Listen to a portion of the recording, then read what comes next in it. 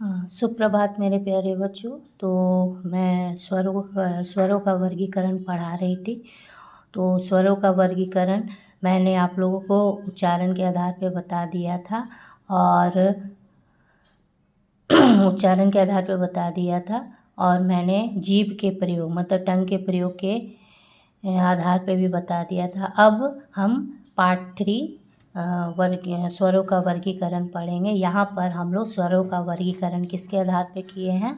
यहाँ पे स्वरों का वर्गीकरण हम मुख द्वार के खुलने के आधार पर किए हैं। मुख मतलब आपके माउथ, ठीक है। तो माउथ आपका जो माउथ है, जब आप कोई स्वर को बोल रहे हो तो उसमें माउथ को कितना आप ओपन कर रहे हो उसके आधार पर हम लोगों ने यहाँ पर वर्गीकृत किया गया है। तो यहाँ पे कितने भागों में बांटा गया है? यहाँ पर इनको 4 भागों में बांटा है। यहाँ पे देखिए विविक्त, विविध, अर्धवित, अर्धसंवित, ठीक है। तो यहाँ पर और चौथा क्या होगा? जिसमें आपका मुख्य द्वार बंद होता है। तो फर्स्ट हम लोग क्या देखेंगे? विविक्त। फर्स्ट हम लोग देखेंगे विविक्त। विविक्त जिन स्वरों के उच्चारण में मुख्य द्वार पूरा खुलता है। मतलब कि आप यहाँ पर देखिए, यहाँ पे इसका एग्जाम्पल दिया गया है आ।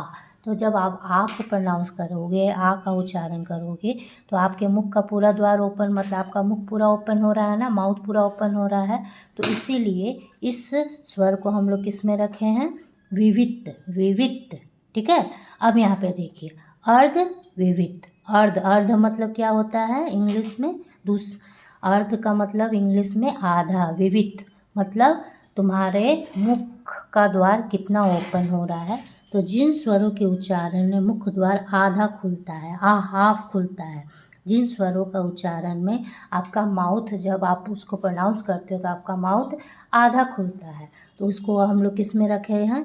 अर्ध विविध। तो इसमें आपका कौन कौन सा आ गया? अ, ए, ओ, अ, ए, ओ, ठीक है। चलिए अब तीसरा हम देखते हैं अर्ध संवित। अर्ध संवित, ठीक है। अर्ध संवित का संवित। तो इसका मतलब क्या होता है? जिन स्वरों के उच्चारण में मुख्य द्वार आधा बंद रहता है। मतलब कि जब आप उसको बोल रहे हो तो आप उस प्रोनाउंस भी कर रहे हो, उस स्वर को प्रोनाउंस भी कर रहे हो, लेकिन आपका जो माउथ का जो प्लेस है वो थोड़ा बंद रहता है। जैसे कि यहाँ पे इसका एग्जांपल दिया गया ए ओ। और यहाँ पे जब चौथा देखते हैं कि ऐसा स्वर इसमें ऐसे स्वरों को रखा गया जिसमें आपका माउथ बिल्कुल बंद रहता है। मुख्य द्वार, यहाँ पे मुख्य द्वार आपका बिल्कुल बंद रहता है, जिसमें ई ऊ। किसको किसको रखा गया? ई ऊ, ठीक है।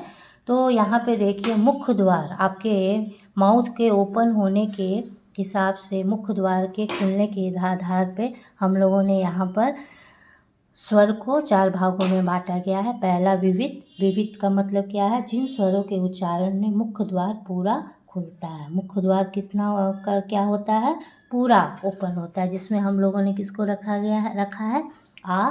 अर्ध विविध मतलब जिन स्वरों के उच्चारण में मुख्य द्वार आधा खुलता है। तो इसका अर्ध विविध में हम किसको किसको रखेंगे? अ, ए, ओ, ठीक है। अर्ध संवित मतलब जिन स्वरों के उच्चारण में मुख्य द्वार आधा बंद रहता है, तो इसमें किसको रखा गया है? ए, ओ। और चौथा है जिन स्वरों के उच्चारण में मुख्य द्वार लगभग बंद रहता है। इसमें कौन कौन से आ जाएंगे? ई ऊ, ठीक है। समझ में आ गया? चलिए